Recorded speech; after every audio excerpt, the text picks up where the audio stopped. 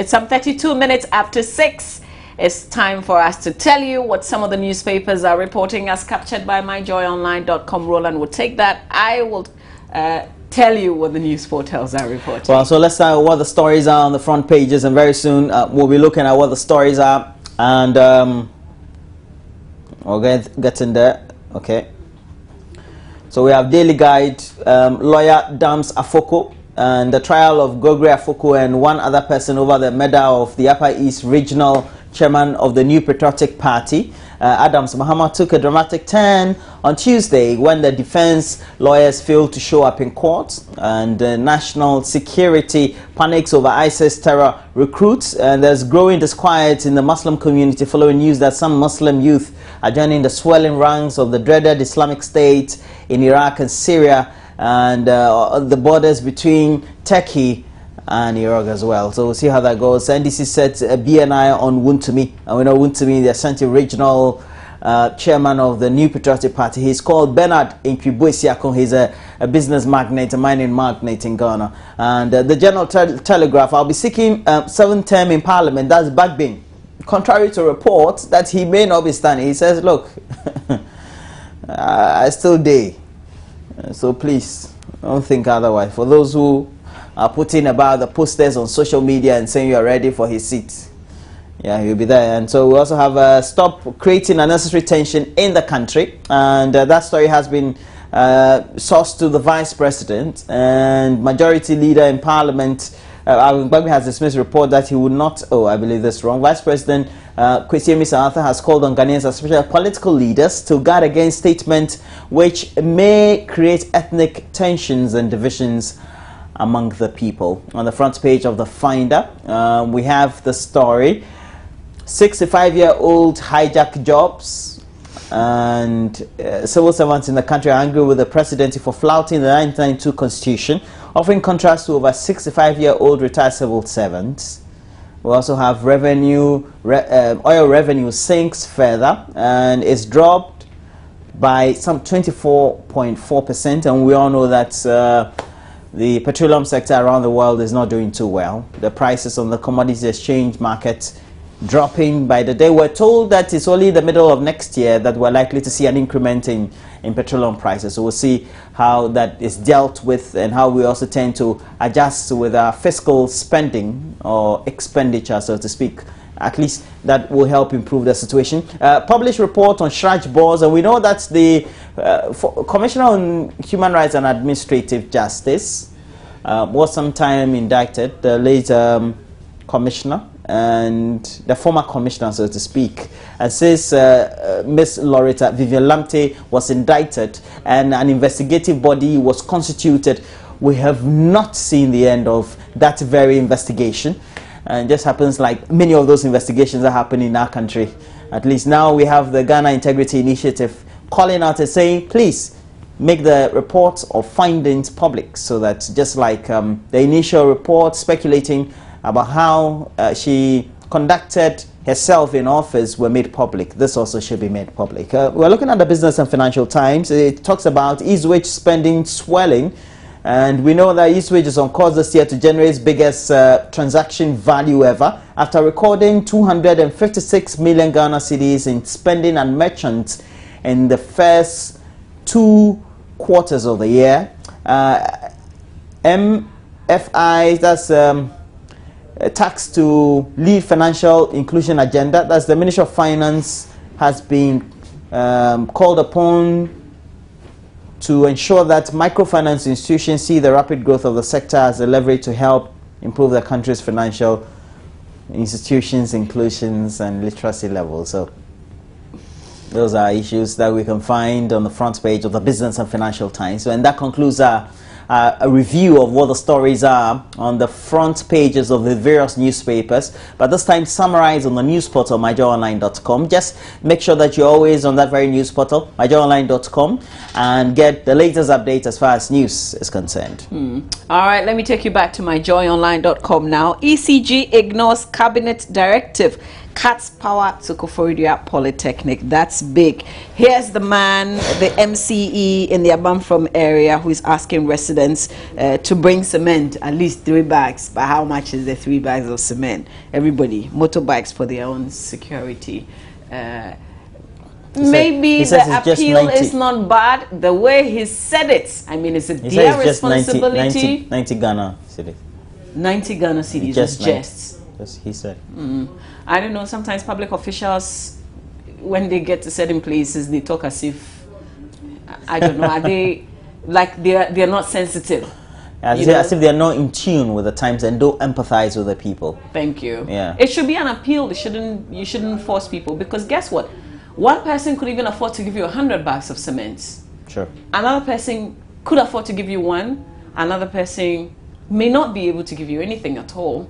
But they're all supposed to be protected, you know. But this is coming from an MCE. I mean, you can read details of that story. Yeah, here. All right, remember this conversation we had yesterday on the show? The private members bill. Absence of private members bill defeats democracy. One thing that the MP of Bekwai said, but that's also here on myjoyonline.com. Police disciplinary procedures lack transparency, says Professor Atefwa. So this, amongst other stories, you can find Mahama is joking Dumso won't end in 2015. That's according to Dr. Papakwesi Indum. Details of it. Let me take you to City FM Online quickly. Commercial drivers to embark on another strike. I'm committed to IMF's 3-year fiscal consolidation plan. That's according to President Mahama. Release investigation report on former Shrash boss now. That call by the GIAI. Roland Walker took us through on myjoyonline.com. Ghanaian joins ISIS. My son may be mentally, and the details you can read on the page. But let's move on to the graphic.com.gh if it opens up quickly. Okay, so here we go. Race for PNC flag bearer slots. 3-horse affair, that's a question. CPP launches massive membership drive ahead of 2016. Desist from arming land guards to protect lands. That's coincidentally the same MCE we're talking about, the South MCE Chief Executive, Mr. Jerry Akwe, making this call. More stories on the page if you're interested. But let's see. Let me take you to the Ghana News Agency. Aspiring Assembly woman urges women to vote for her. This other one, Assembly to arrest parents of out of school children.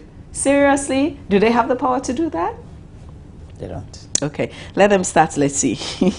Okay, but let me take you to the BBC.com.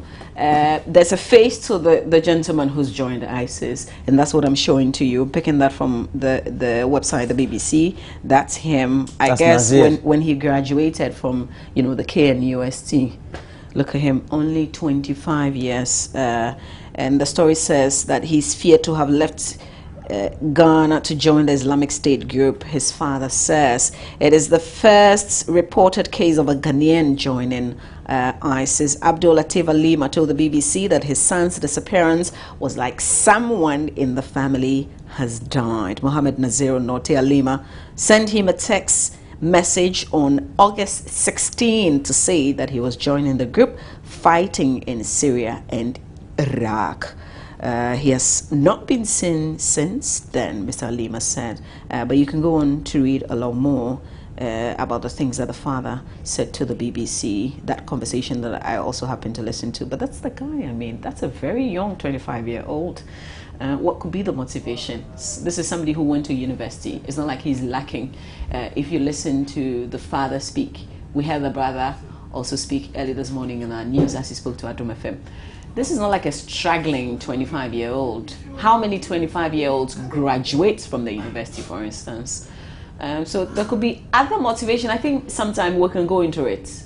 Because sometimes, you remember the Nigerian young man whose father is like dusted, as in very rich? And still try to bomb? Exactly. So what is the motivation? The KLMA line. It's just that consistently, if you're inundated with messages or a certain level of propaganda or communication from a certain section to achieve a certain aim, definitely sometimes you get persuaded and convinced that the objectives or rationale for which you're being convinced about is true. And so I guess it happens all the time. Wow. It's the way they communicate and the messages they tend to put out there.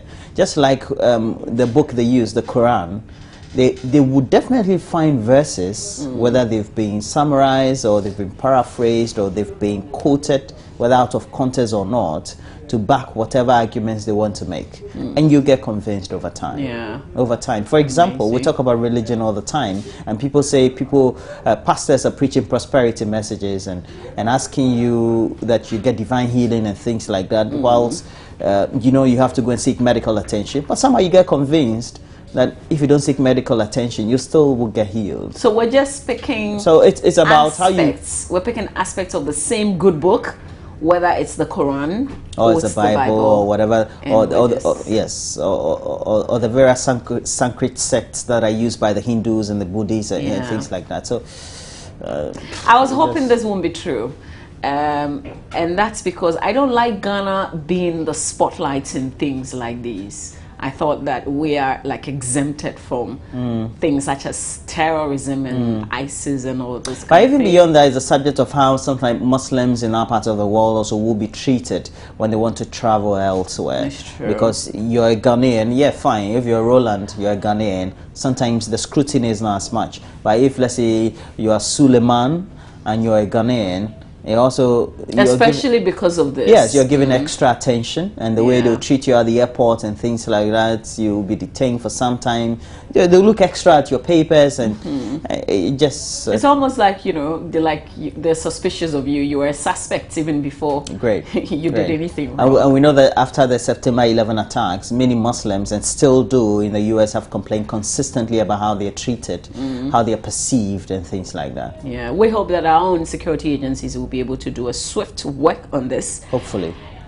You said that there's apparently a place where they train the people or they do the recruitment or something like that. Yes, usually if you get to monitor many of the reports about whether it's the young British Somali men or women who would travel, they get to go to the borders between Turkey and Iraq or Syria or thereabout and try to they get to the border somehow, they get to get a flight and go into the next part of the Middle East, and that's what usually happens. Wow. It's a very worrying situation. We hope that we're able to do something quickly about it.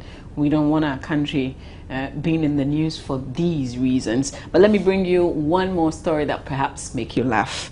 Not that we're laughing at Robert Mugabe, but we're told that the opposition sang against him in Parliament. I'll tell you what they did. Zimbabwean President Robert Mugabe was jeered by opposition MPs as he delivered his State of the Nation address in Parliament. The president was repeatedly drowned out as he delivered one of the shortest ever State of the Nation speeches, lasting less than 30 minutes. The opposition MPs sang protest songs against his 10-point plan to solve the country's economic crisis. More than 20,000 people were told have lost their jobs in the past 7 weeks. 7 weeks, 20,000 people losing their jobs in Zimbabwe. Things are not good, but the man, he says he's still in charge. Look at him. You know, nice. Okay, so on that Robert Mugabe notes, we end the headlines here on the show. We'll make way for Baba Tando to bring us a lot more sports. Chelsea not crying over some 70. How much is that? You're buying a player for what? How much?